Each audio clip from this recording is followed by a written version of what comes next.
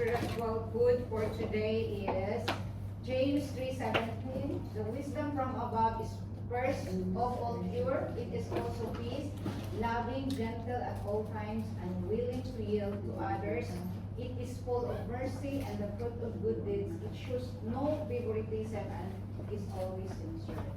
Ngunit ang karunungan mula sa itaas ay una sa lahat, malinis. Ito rin ay mapagmahal sa kapayapaan, mahinahon sa lahat ng oras, at handang sumunod sa iba, puno ito ng awa. Let us pray. Heavenly Father, O Lord God, we thank you for this wonderful day. Praying is a blessing, so Lord. Thank you, Lord God, for each and every one of us, Lord. Maraming salamat, Lord. Bigyan mo kami ng karunungan sa aming pagrinig, sa iyong mga salita, Lord, upang magamit namin sa aming pang-araw-araw na pamumuhay, O Lord. Yes. Lord, thank you, Lord God. We give you glory, honor, and thanksgiving. In mighty name of Jesus, I pray. Amen.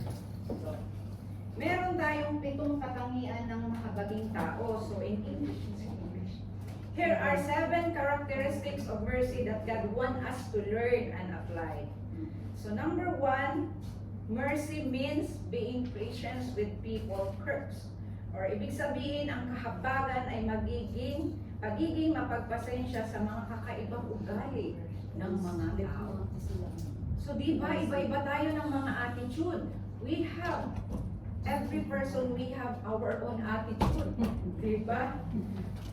So, ngayon, ang tanong ko sa inyo, gusto mo bang makitang magbago ang iyong relasyon? Sinong gustong magbago ang relasyon? Amen. Amen. Diba gusto natin lahat magbago ang ating relasyon for each and every one of us? Diba? At para tayo ay maging tagapamagitan ng awa or magiging kasangkapan ka ng awa, become an instrument of mercy. Sabi nga niya sa 2 John 3:1, grace, mercy, peace will be with us. For the fathers and from Jesus Christ, the Son of the Father, is in truth and love. Sabi pa nga niya sa Isaiah 9:6, for a child has been born, for a wisdom, given to us, and the dominion will be at his shoulder. And his means is, ano ba ang tawag natin sa Panginoon? He is called Wonderful Counselor and Mighty God. So marami sa atin ngayon, minsan tayo ay sumpungin, di ba?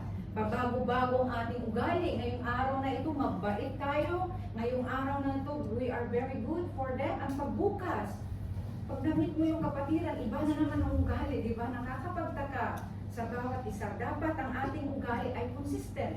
Dapat alam natin na we are God's children, di ba? Paiba-ibang ating ugali. So how do you become patient? Minsan, paano ba tayo magiging patient of your kids, spouse, co-workers, or friends, even in the church now? Di ba? So ask for God, wisdom.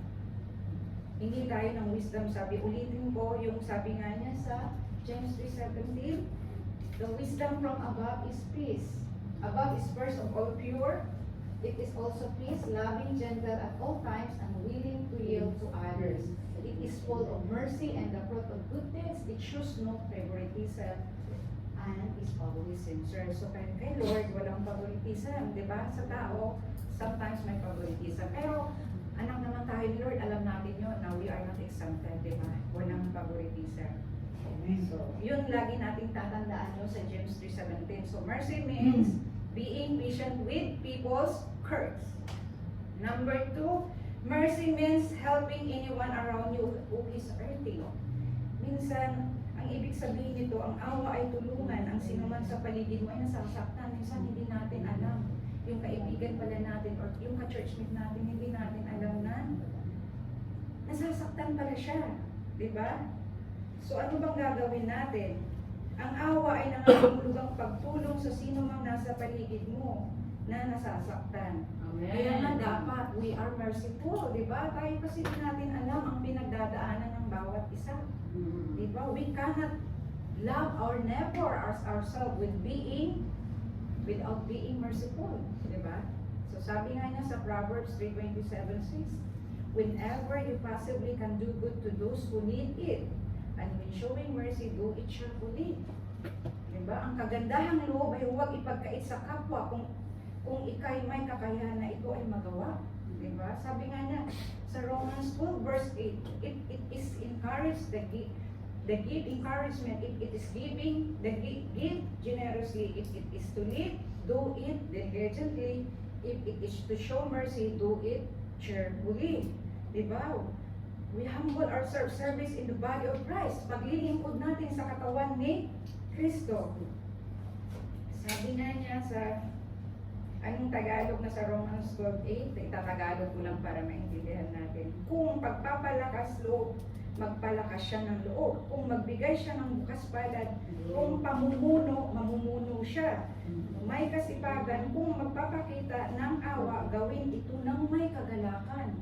Diba? Anong ulitin ko? Mercy means helping anyone around you who is hurting. Minsan may mga kapatiran na sasaktan. So kailangan ibigay mo din yung best, na makinig ka sa kanya. Bigyan mo din siya ng awa, advices na ayon sa kagustuhan ng ating Panginoon. Diba? Gawin natin ito na may kagalakan sa ating puso. Number 3, mercy means giving people a second chance. Isa pang pagkakataon, di ba? Sabi nga dito, when somebody hurts us, it's normal to want to get even or write that person off, di ba? But the Bible says, stop being bitter. Tanggalin mo yung mapait. Mapait, and angry, and mad at others. Di ba? Sometimes hindi natin maiiwasan when somebody around us is, nasasaktan tayo, di ba? Pero anong binibigay natin? Saglit lang naman yung galit natin, di ba? Pero anong ibibigay natin? Mercy. Because God give us the mercy also for us. You know, God always give us a lot of chances. Di ba? Binibigyan tayo ng maraming pagkakataon. Instead, be kind and merciful and forgive others just as God forgive you. Because of Christ, sabi niya sa Ephesians 4:31-32. Mahabagin. So number 4, mercy means doing good to those who hurt you. Ito ulit, diba? Anong gagawin natin? Mahabagin. Kaawaan natin ang nagbibigay ng yung kasamaan ng loob natin, yung binigyan mo ako ng sama ng loob, who hurt you. Yung binigyan ka ng sakit sa loob, diba? Ano bang gagawin natin? Mercy is giving people what they need. Diba? Minsan, ibibigay ko ang karapat-dapat para sa taong ito. Ginagawa natin, diba? Diba? Mercy is giving people what they need, not what they deserve. Because that's what God does, diba? With us. Love your enemies, do good to others, and lend them without expecting to get anything back. Diba? Be merciful as your Father in heaven. Merciful. Sabi niya doon sa Luke 6:35-36. Ang awa ay pagbibigay sa mga tao ng kanilang kailangan, hindi ang kanilang nararapat. Dahil ganun ang ginawa ng Diyos sa atin, di ba? Mahal na mahal tayo ng Diyos. Lagi niyang binibigay ang kanyang kahabagan, ang kanyang awa for us. Di ba? Number 5, nalapit na tayo matapos. 15 minutes. Mercy means being kind to those who offend you. Di ba? Na-offend ka na ba, kapatid? Yeah. Di ba lahat tayo na-offend? Sinong hindi na-offend dito? Lahat tayo, di ba? Anong sabi niya? Magpakita ka pa rin ng kabutihan at awa sa mga taong nangaalipusta at nangiinsulto sa iyo or nagkaroon ka ng ng offense sa iyo. 'Di ba? Kahit maawa ka sa kanya, 'di ba? Sa mga nagkasala sa iyo. 'Di ba? Sa nagkasala at magpakilala ng magbigay ka ng awa sa iyong kaaway. Mas dapat nga interesado tayo akayin ang mga tao kay Kristo kisa sa manalo sa mga argumento, 'di ba? Sabi niya nga sa Jude 1:22-23 says, show mercy to those who have doubts, even though you are afraid that you might be stained by their sinful lives. Mapagmalasakit ang mga Kristiyano. Di ba? Mapagmalasakit tayo dapat. Hindi kang nakasarili. Di ba? More of Jesus, less of yourselves. Di ba? So sa mga taong naligaw ng landas o nag-aalinlangan sa kanilang mga pananampalataya, pananampalataya, kailangan kaawaan nyo ang mga nag-aalinlangan. Magpakita ka ng kabutihan at awa sa mga taong, yun, sinabi ko nga, uulitin ko ulit na mapang-alipusta at nag-iinsulto sa'yo. Sabi niya nga ulit sa Tagalog, sa Jude 1:22-23, kaawaan ninyo ang mga nag-aalinlangan. Agawin ang iba pang upang iligtas sa apoy. Ang iba na may kaawaan ninyo ng may halong takot, kasuklaman ninyo pati ang mga damit nilang nabahiran ng kahalayan. So number 6. Mercy means building bridges of love to the unpopular. Awa sa paggawa sa tulay ng pagmamahal sa mga hindi tanggap or to those who are not well known or accepted this concept. Yung malasakit ba? Ang konsepto nito, malasakit. Sabi niya, parang malasakit sa Pilipinas, di ba? Pag may mga problema tayo, saan tayo tatakbo? Sa malasakit. Di ba? Mercy means building bridges of love to the unpopular. Di ba? When the Pharisees questioned why Jesus ate with tax collectors and others unpopular people, Jesus said, I don't you to show mercy. I want you to show mercy, not offer sacrifices. Anong sabi niya sa Matthew 9:13? For I have come to call not those who think they are righteous, but those who know they are sinners. Mismo ang Panginoon ang nagsabi niyan, di ba? Siya ay naparito upang tawagin ang mga makasalanan patungo sa pagsisisi ng ating mga kasalanan. Sabi niya nga sa Matthew 9:13 sa Tagalog, ang talatang ito ay hamon na iparamdam ang pagmamahal ng Diyos kahit sa mga taong itinuturing ng marami na hindi katanggap-tanggap. Halimbawa, galing sa prison yung tao, di ba? A person is from the prison, right? When the person comes from the prison, you get distance from the person, but no. Ano ang turo ng Panginoon sa atin? Mercy means building bridges of love to the unpopular. Kailangan ipakita natin na mahal natin siya, di ba? Akayin natin siya. Pagkatapos, idinagdag niya, kahit humayo kayo at unawain ang kahulugan ng kasulatang ito. Habag ang nais ko at hindi mga handog, sapagkat naparito ako upang tawagin ang mga kasalanan, hindi ang mga nag-aakalang sila ay matutuwid. Diba? Si Lord ay bumaba para sa ating mga kasalanan. So, pang-pito, mercy means valuing relationship over rules. Ano ba ito? Ang sinasabi niya dito. If you want to show mercy, put people before policies, put others' need before procedures, put relationship before regulations. Sabi niya nga sa Romans 13:10, love fulfill the requirements. Sabi niya, ang awa ng nangangahulugan mas pahalagahan ang relasyon kaysa sa patakaran. Paul explained that the true love, the kind of love God calls us to have, does not harm others. Diba? Huwag nating i-value natin. Mercy means valuing relationship over rules. I-value natin kung gaano din tayo binavalue ng Panginoon. Diba? Ang kanyang awa, binibigay niya sa atin lagi-lagi. So ano sabi niya? Choose love over law. Piliin ang pag-ibig kaysa sa batas. Diba? Showing mercy doesn't always come naturally. Pero kailangan piliin mo pa rin ang maging merciful. Diba? So, why God wants to be merciful? Bakit ba kasi sinasabi ng Panginoon na maging merciful tayo? Kasi God blesses those who are merciful, for they will be shown mercy. Sabi niya sa Matthew 5:7, di ba? Mapapalad ang mga maawain sapagkat kakahabagan sila ng Diyos. Diba? Ang pagiging minister or of mercy ay nangangahulugang magiging daluyan ng awa, pagpapatawad o pagtulong sa mga nangangailangan gaya ng ipinapakita ni Jesus Christ sa kanyang buhay at ministeryo. Di ba dapat maawain tayo sa lahat ng oras? Kung may nangangailangan, tutulungan natin. Huwag selfish, huwag makasarili. Di ba kung meron kang konti, You just understand others, di ba? Tulungan mo ang iyong kapwa. Huwag mong sasabihin, handa ka man nun, haan na kasi kailangan na tulungan. Kaya awa, ibigay mo sa kanya, di ba? That's how He wired life to work. But why does God expect us to show mercy to others? Bakit nga ba na ini-expect ng Panginoon to show mercy to others? Why should be merciful? Because God has shown us mercy in Ephesians 2:4-5. Uulitin ko ulit. Diba? States God's mercy is so abundant and His love for us is so great that while we were spiritually dead in our disobedience, He brought us life. He brought us to life with Christ. Diba? Sabi niya sa Ephesians 2:4-5, it is by grace that you have been saved. Diba?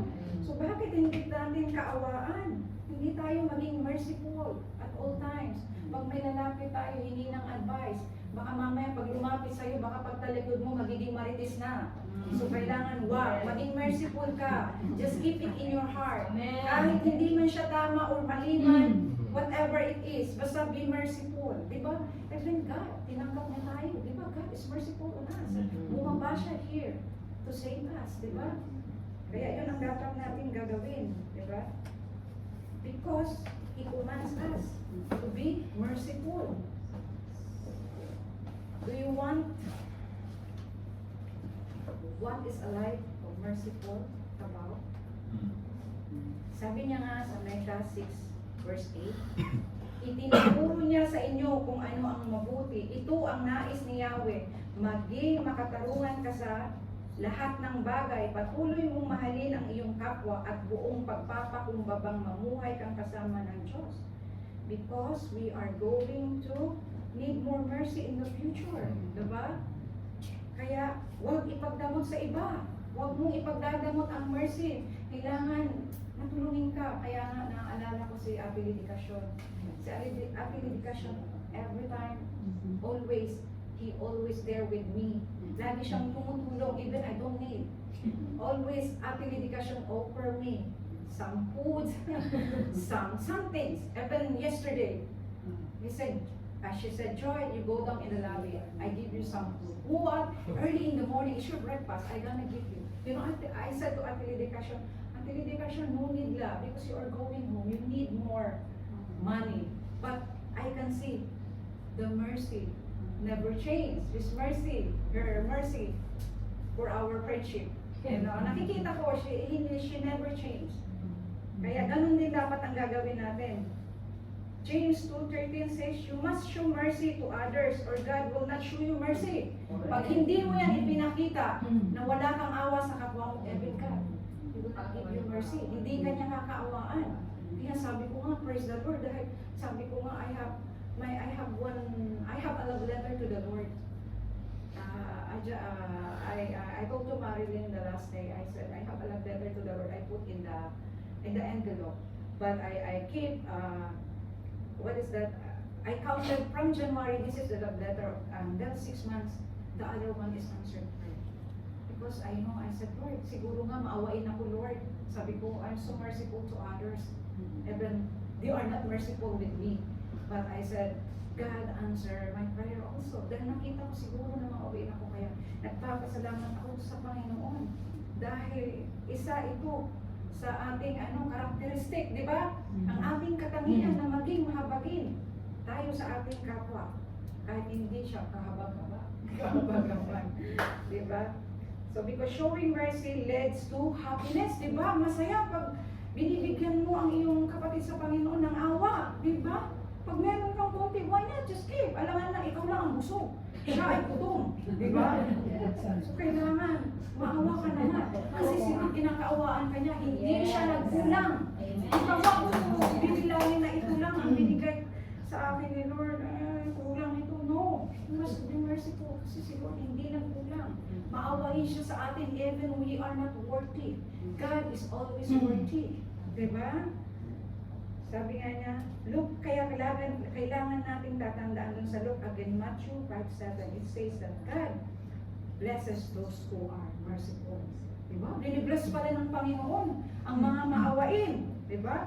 The word blessed also means happy. Di ba? Pag nakatulong ka sa kapwa, masaya ka. Di ba? So, the more we learn and demonstrate mercy, the more blessed and happier we are going to be.